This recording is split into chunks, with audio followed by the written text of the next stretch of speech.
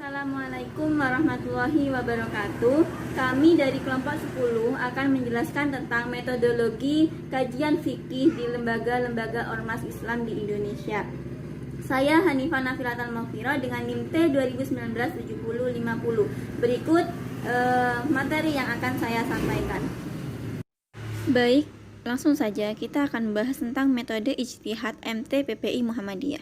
Muhammadiyah berdiri pada tanggal 8 Zulhijjah 1330 Hijriyah atau 18 November 1912 Masehi di Yogyakarta. Didirikan oleh Kiai Haji Ahmad Dahlan. Nah, karena pemikiran dan usaha beliaulah lahirlah Muhammadiyah yang seperti sekarang ini. Majelis Tarjih dimaknai sebagai salah satu unsur pembantu pimpinan dalam Muhammadiyah yang menjalankan tugas pokoknya dengan menggunakan beberapa metode. Metode ijtihad yang digunakan oleh Majelis Tarjih Muhammadiyah di sini, yang pertama ijtihad bayani. Ijtihad bayani ialah ijtihad terhadap nas yang mujmal, baik karena belum jelas makna lafaz yang dimaksud maupun karena lafaz yang itu mengandung makna ganda. Yang kedua, ijtihad qiyasi. Ijtihad qiyasi di sini menyeberangkan hukum yang telah ada nasnya kepada masalah baru yang belum ada hukumnya berdasarkan nas, yakni karena adanya kebersamaan ilah. Yang ketiga, ijtihad istislahi, yaitu ijtihad terhadap masalah yang tidak ditunjuki nas sama sekali secara khusus.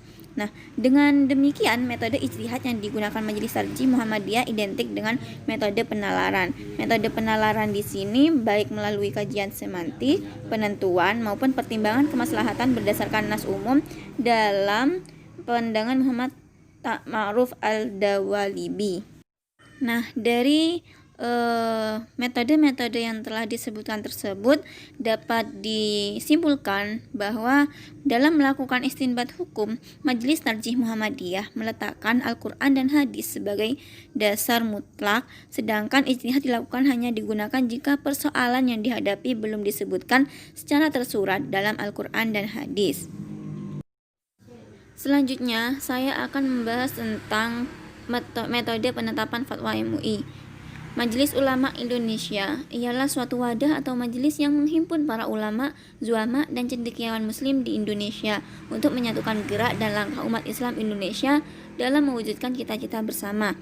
Majelis Ulama Indonesia tersendiri berdiri pada 7 Rajab 1395 Hijriah atau tanggal 26 Juli 1975 Masehi di Jakarta sebagai hasil dari pertemuan atau musyawarah para ulama cendekiawan dan zuama yang datang dari berbagai penjuru tanah air.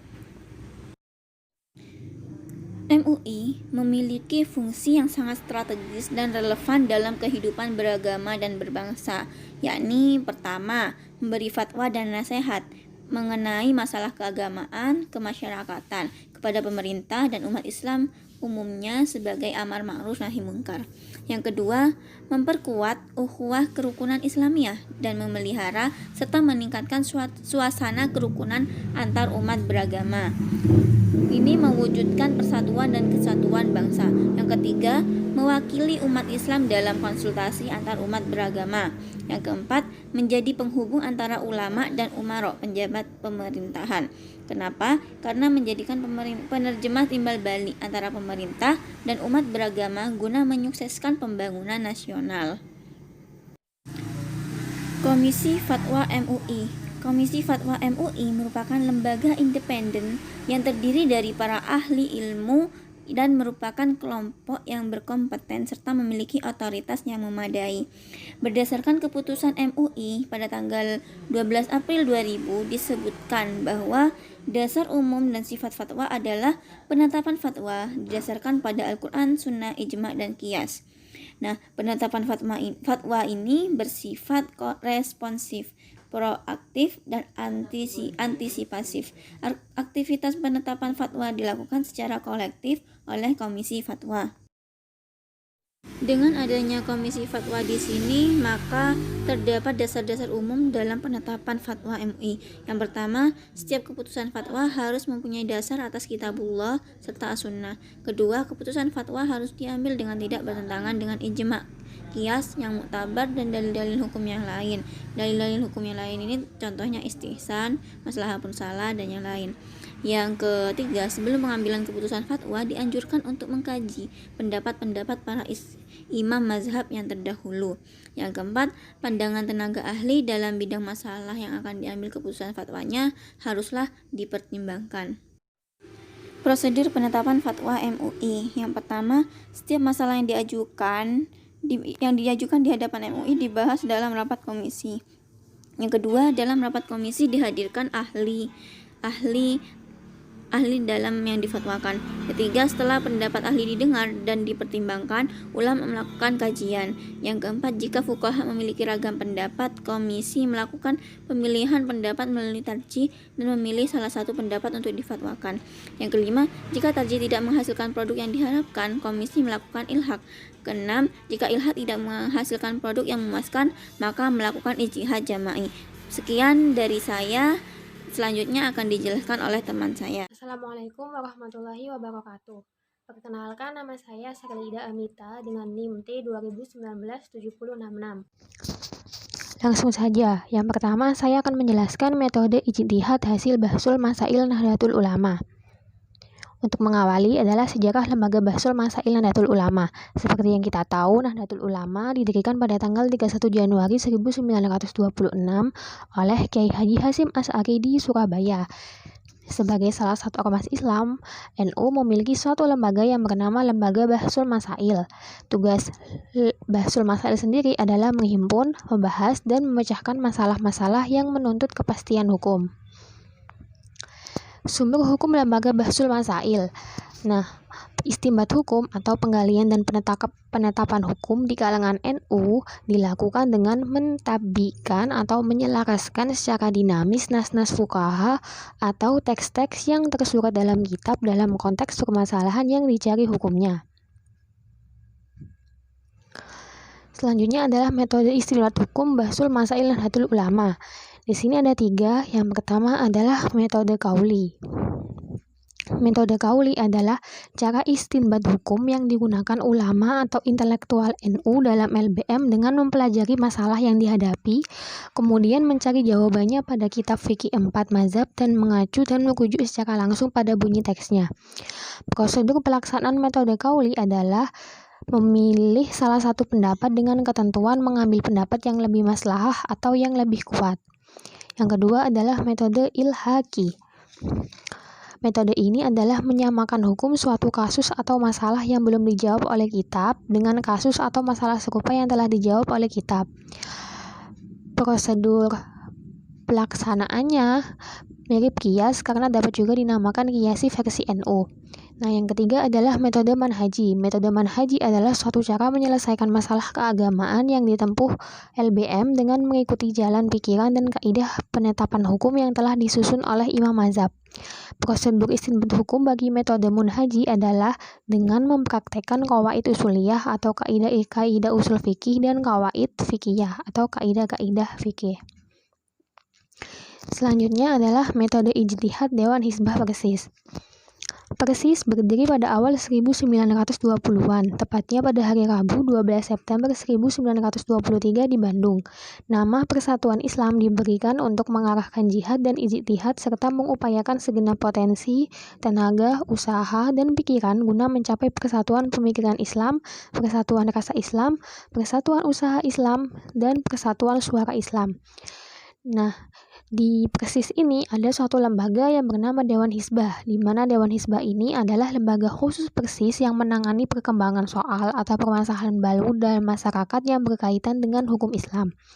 Nah, pada Dewan Hizbah ini terdapat 3 komisi. Yang pertama, Komisi Ibadah Muamalah, yang kedua Komisi Muamalah, dan yang ketiga Komisi Aliran Sesat. Yang ketiga, metode istinbat Dewan Hizbah. Nah, Persis ini tidak bermazhab, yakni tidak mengikatkan diri pada salah satu mazhab tertentu.